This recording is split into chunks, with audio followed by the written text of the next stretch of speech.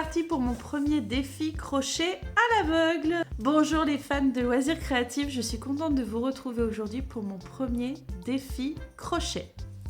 Alors pour ceux qui n'auraient pas suivi, moi au crochet, je suis actuellement encore débutante. Je suis pas très expérimentée au crochet. Je dois avoir moins d'un mois de crochet dans les mains, clairement. Donc je ne suis pas encore très expérimentée. Pourtant, il y a une designeuse crochet que j'aime beaucoup, Mon Petit Hook, qui m'a contactée pour me lancer un défi. En effet, elle a sorti en fait un patron crochet mystère.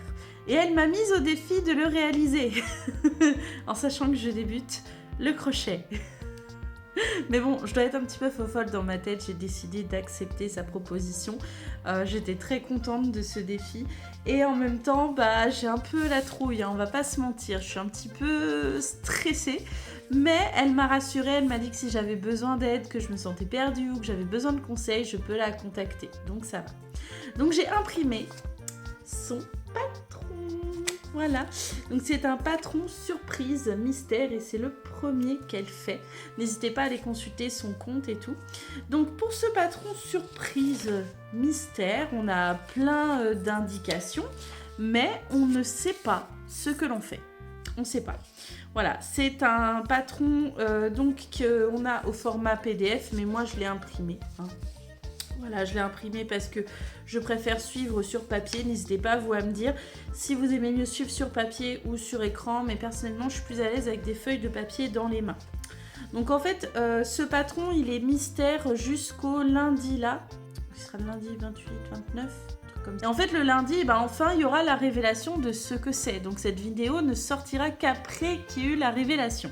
Parce que moi, à l'heure actuelle, je ne sais pas ce que je vais faire. Je ne sais pas ce que je vais crocheter. Je suis un petit peu stressée. Je prends connaissance en même temps des recommandations. Vous voyez, les explications du patron. C'est bien marqué qu'on ne va pas savoir ce que l'on fait. Qu'en fait, les différentes parties s'appelleront juste partie 1, partie 2, partie 3, partie 4. Il n'y aura pas de partie marquée partie dos, partie devant, partie manche, partie tête, partie jambe. Non, on ne sait pas. On ne sait pas. On doit juste faire confiance à ce qu'il y a d'écrit et y aller à l'aveugle. Voilà, donc c'est un patron à l'aveugle. Bon, ça va le faire quand même. Elle recommande, elle, l'utilisation d'un crochet 2,5. Bon, moi, vu la laine que je vais utiliser, je vais partir sur un crochet numéro 3. Je lui ai demandé son avis, bien sûr, avant. Elle m'a dit, ouais, tu peux le faire en crochet numéro 3. Donc ça va. Il faut une aiguille à laine, il faut des marqueurs de mailles. Bon, ça, j'en ai. De la ouate de rembourrage. J'en ai aussi, mais moi, surtout, avec la ouate de rembourrage, j'utilise aussi mes restants de fils. Moi, je garde tous les petits fils que je coupe à la fin de mes ouvrages, je les mets tous dans un sac et en fait, je mets d'abord de la ouate de rembourrage et ensuite, je mets un peu de ces fils coupés dedans pour le rembourrage aussi. Donc voilà, une paire de ciseaux, des épingles. Des épingles à nourrice. Je crois que j'en ai quelque part, je vais regarder. Des pelotes de coloris différents adaptées au crochet. Elle utilise 3 coloris. Vanille, rose et pourpre. Moi, je suis partie sur 3 coloris de la Amigo de chez Hobby. Un coloris un peu beige, jaune pâle. Un coloris d'un jaune un peu plus soutenu. Et un coloris plutôt moutarde. Ça va le faire. Voilà. Hop. Tac.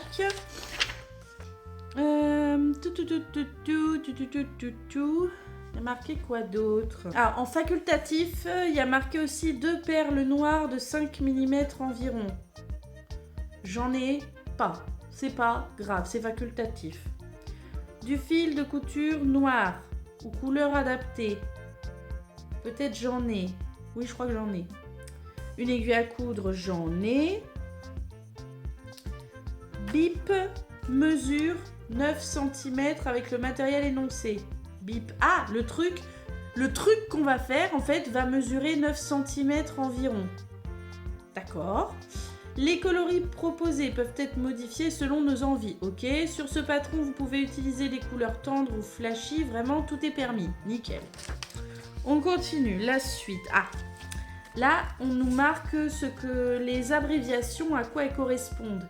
CM, cercle magique. ML, maille en l'air, il y aura des mailles coulées, MC, maille coulée, voilà, enfin, etc. Ok. Il y a des histoires de brin avant et de brin arrière. Ça va le faire. Ça va le faire. Première couleur, deuxième couleur, troisième couleur. Bah moi, c'est simple, c'est couleur 1, couleur 2, couleur 3. Hein. On va pas s'embêter, on va faire comme ça. Tac. Alors, pour réaliser une fausse maille, j'ai jamais réalisé de fausse maille. Vous en avez déjà fait, vous? Tirer sur la maille, machin, tout, pété à pâteau, tout. Ok, au pire, je lui poserai la question. C'est bon, c'est pas grave. Pour ajouter un coloris, il faut faire un nœud coulant sur le nouveau coloris. Piquer à l'emplacement de la machine. D'accord. J'ai jamais eu à changer de couleur au crochet, ça va être une première pour moi. Faut bien se lancer à un moment donné. Bon, c'est simple, on va commencer. Cercle magique, ça va, ça, cercle magique, j'ai déjà fait. Ça va aller. Dites-moi que ça va aller. Dites-moi que je vais m'en sortir. Hein? Dites-moi. Hop, crochet numéro 3, il est beau, il est rose. Il est rose, parce que oui, sur la Amigo, eux, ils marquent que ça se crochette en 4-5. Mais personnellement, vu la finesse du fil, moi, j'ai décidé d'essayer déjà en numéro 3. Et si en numéro 3, ça ne le fait pas, je passerai en 3,5. Hein, voilà. J'ai jamais crocheté aussi petit. Ça va être une première pour moi. Je n'ai jamais crocheté aussi petit. Voilà. Donc, de là, on nous dit... Ok, on y va. C'est plus comme ça. Oui, voilà. Hop. Oh là là. Oh.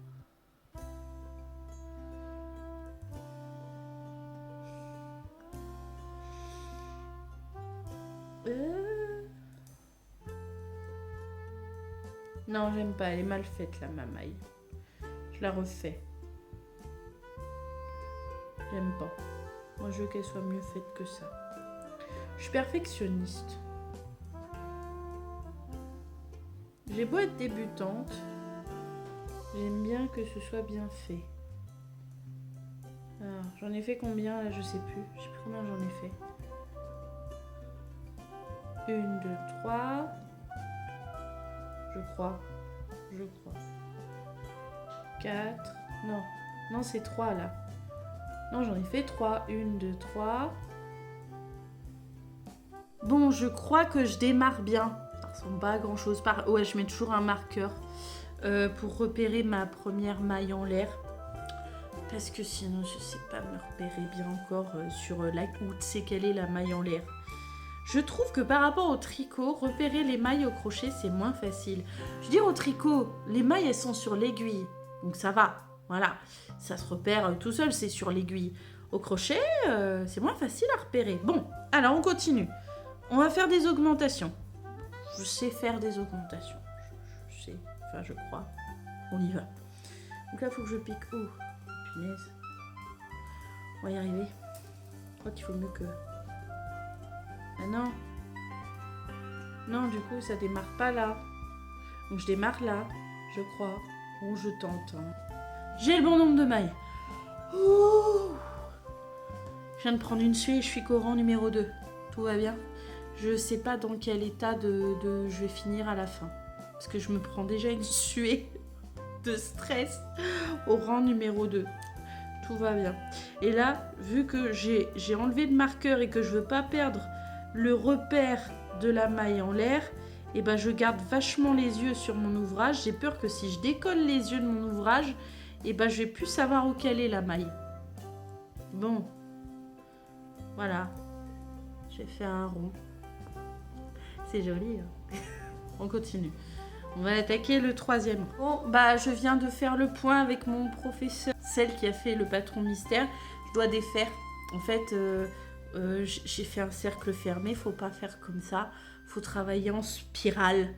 Bon, bah je défais et je recommence. Je suis content. Je défais et je recommence. Ouais. allez, c'est le début, c'est que le début, ça va. Je préfère défaire alors que je suis pas loin, plutôt que de défaire quand je serai plus loin. Voilà, c'est pas grave, c'est pas grave. Dans quoi je me suis lancée? Non mais sans rire, dans quoi je me suis lancée? Je veux dire, je suis débutante, j'aurais mieux fait de me lancer dans un truc tout simple. Eh ben non, j'ai accepté de relever un défi. Quelle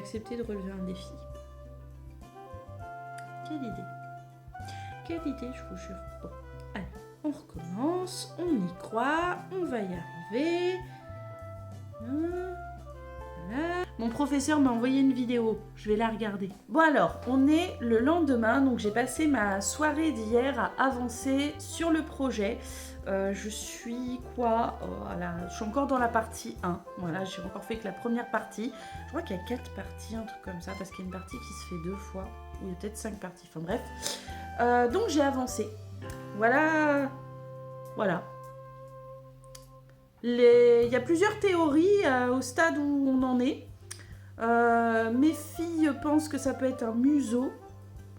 Voilà, un museau. Ça peut être un chapeau chinois aussi. Sinon, avec Chérie, on a aussi une autre théorie, mais plus intime. Voilà, on verra ce que ça donne en avançant.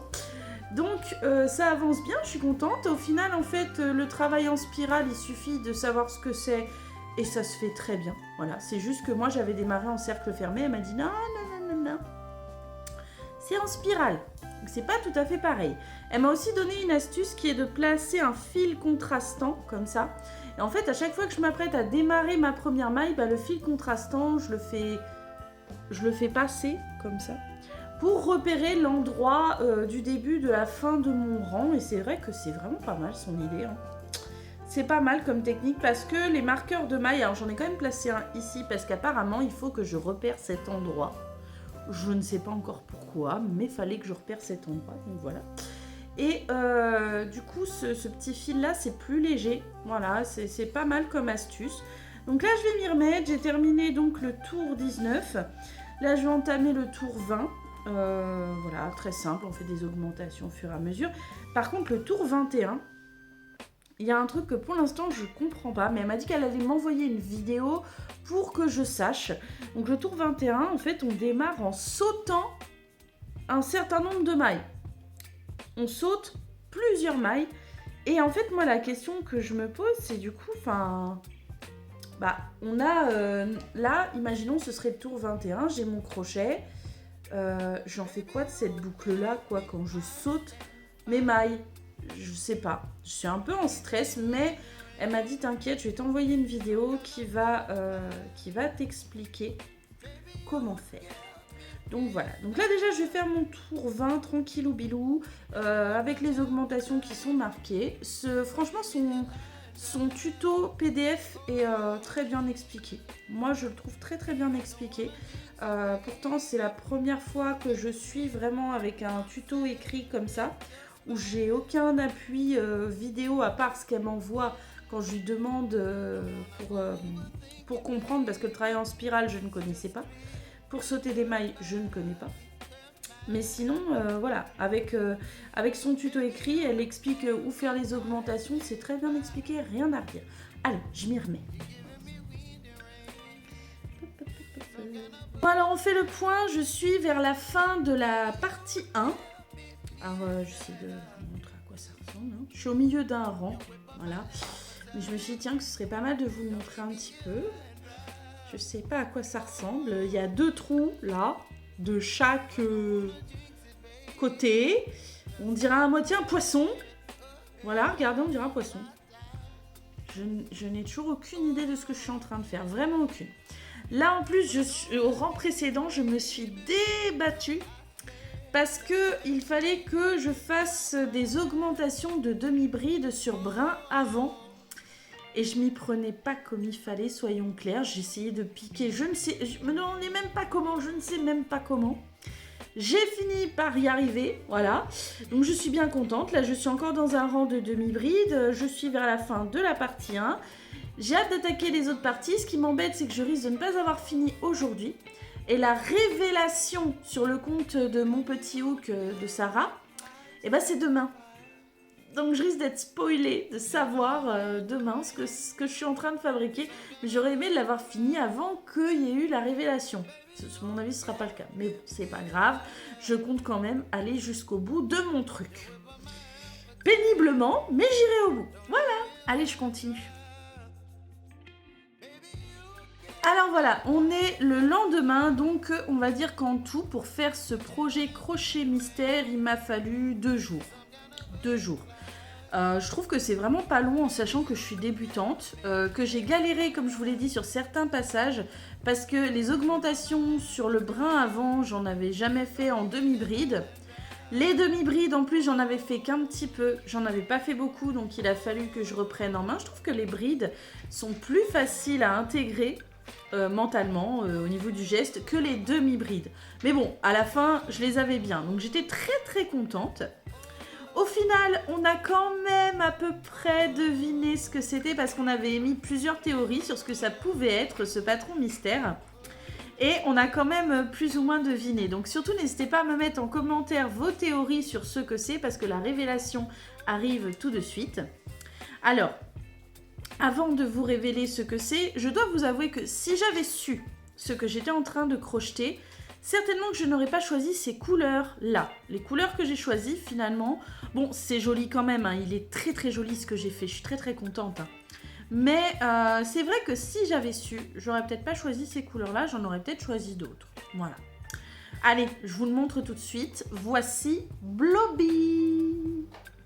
Alors, soyez indulgents, c'est ma toute première peluche, on va dire, au crochet.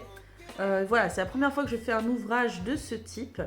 Donc en fait, Bloby, il se présentait comme ça au départ. La partie 1, c'était on commençait du haut, on descendait et on faisait toute cette partie-là.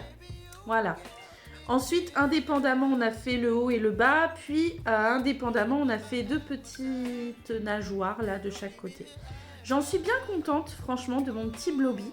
Je suis contente que j'avais dans ma réserve, j'avais prévu des yeux de sécurité. Alors, pas spécialement pour Bloby, parce que j'ai prévu en fait de faire d'autres types d'ouvrages de ce type. Il y a des ouvrages que j'ai repérés sur Pinterest et sur Hobby, surtout. Sur Hobby, j'ai repéré des ouvrages gratuits où en fait il faut des yeux. Voilà, ça peut faire des petites peluches, des poupées et tout. J'en ai repéré parce que j'aimerais vraiment apprendre à faire ça. Donc voilà. Je suis bien contente, je trouve que mes mailles sont bien régulières, je trouve que le rembourrage, je me suis bien débrouillée. Alors je l'ai rembourré avec de la ouate, hein, bien sûr, mais moi j'ajoute toujours au cœur de la ouate des petits bouts de fil. C'est-à-dire que moi les petits bouts de fil que je coupe quand je fais mes ouvrages au tricot ou maintenant au crochet, je les garde et je les mets dans un sac comme je vous l'ai dit. Et du coup j'en ai mis à l'intérieur pour le rembourrer au milieu de la ouate parce que comme c'est quand même des fils de couleur, je voulais pas qu'ils se voient sur les côtés. Donc je suis bien contente, franchement je le trouve très chouette, je le trouve très beau.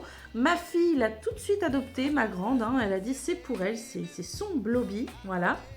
Ma petite dernière, bon, elle n'est pas spécialement fan des poissons, donc quand je lui ai demandé est-ce que tu veux que je t'en fasse un aussi, elle m'a dit non maman, moi je veux plutôt que tu me fasses autre chose. Je vous dirai ce que c'est le moment venu, voilà. Donc je suis bien contente, n'hésitez pas à me dire ce que vous en pensez.